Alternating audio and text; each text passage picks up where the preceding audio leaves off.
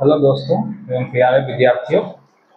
कल मैंने आप लोगों को या पिछले वीडियो में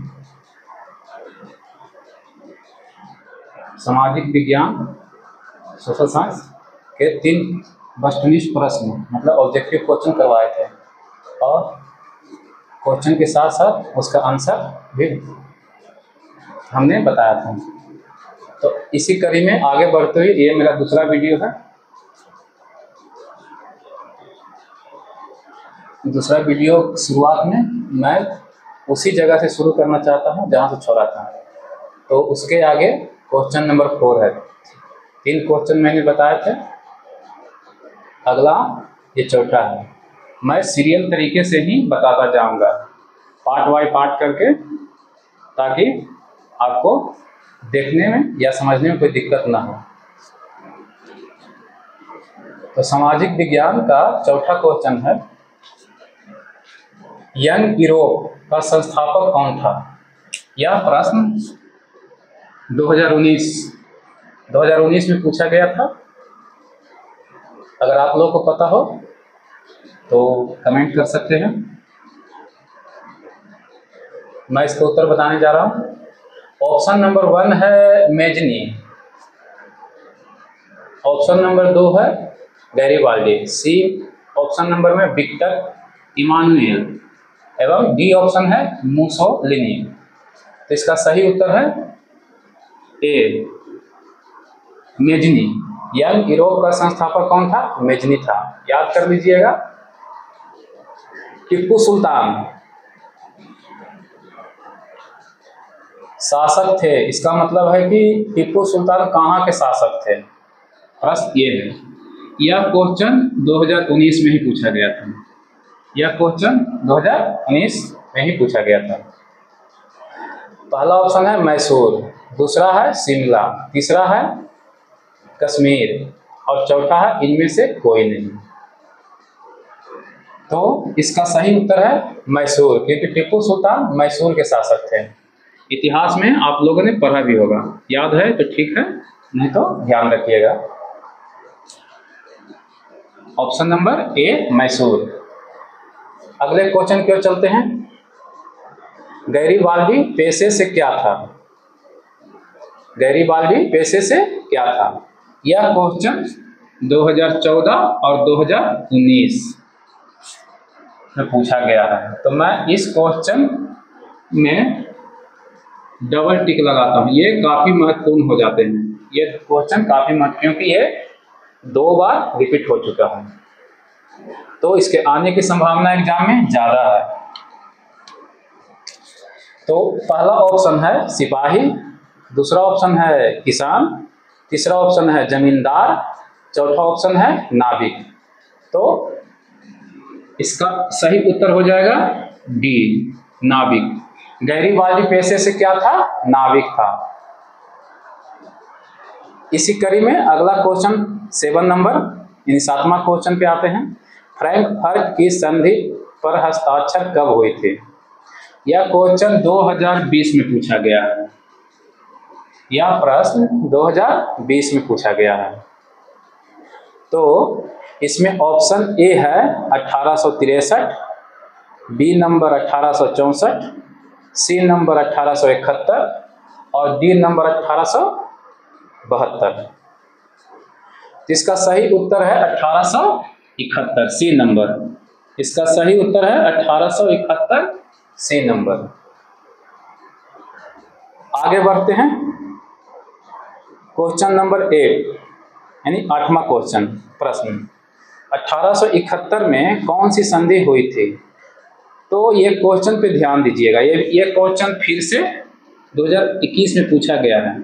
एक सिमिलरिटी आपको दिख रही होगी, समानता दिख रही होगी क्वेश्चन नंबर 7 और क्वेश्चन नंबर 8 में, यानी प्रश्न संख्या 7 और 8 में एक जैसा कुछ लग रहा है। वो क्या है? इसमें पूछा गया है डेट कब हुई थी, समय। फ्रैंकफर्ट की संधि 1871 में हुआ था। इसी क्वेश्चन को बस उलट दिया गया है, यानी दूसरे प्रकार से पूछा गया है घुमाकर। तो इसी को, इसका जो आंसर है उसको यहाँ पर प्रश्न के रूप में दिखा दिया गया है कि 1871 में कौन सी संधि हुई थी। तो आप ये दोनों क्वेश्चन को एक ही मान सकते हैं। अगर याद हो या फ्रैंकफर्ट की संधि 1871 में हुई थी, तो अगर क्वेश्चन उलट के भी कोई पूछ दे कि 1871 में कौन सी संधि हुई थी, तो आंख बंद करके फ्रैंकफर्ट की संधि पे उत्तर मार देना है, यानी ऑप्शन ए है। ऑप्शन ए है। इसमें ऑप्शन बोलने का कोई मतलब ही न रह गया, क्योंकि क्वेश्चन प्रश्न संख्या जो 7 है उसी से हम लोग स्पष्ट हो चुके हैं।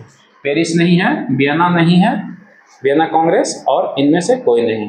तो आप लोग तो पहले ही समझ चुके होंगे कि ऑप्शन ये एक सही है। इसी कड़ी में आगे बढ़ते हैं। वीडियो में आगे बढ़ते हुए मैं बताना चाहता हूँ, ये थोड़ा छोटा बोर्ड है, इसमें ज़्यादा प्रश्न नहीं आ पाते हैं, इसलिए मैं वीडियो को पॉज करके फिर से प्रश्न को लिखता हूँ और उसके बाद मैं वीडियो आगे शुरू करता हूँ। इसी कड़ी में 1830 की क्रांति के बाद फ्रांस में किस प्रकार का शासन स्थापित हुआ था? यह प्रश्न 2021 में पूछा गया है। यह प्रश्न 2021 में पूछा गया है और इसके ऑप्शन में है संघीय शासन, दूसरा है संवैधानिक राजतंत्र, तीसरा है गणराज्य एवं चौथा है डी नंबर अधिनायकवाद। तो इसका सही उत्तर है गणराज्य। क्या है? गणराज्य। 1830 की क्रांति अगर आप पढ़े होंगे तो आप लोगों को मालूम होगा।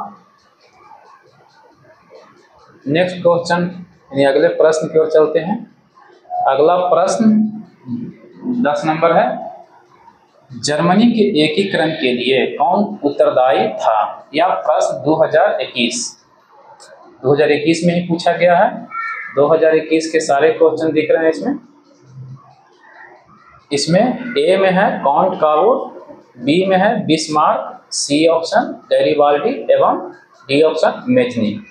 तो जर्मनी के एकीकरण के लिए कौन उत्तरदायी था? तो जर्मनी के एकीकरण के लिए उत्तरदायी था बिस्मार्क।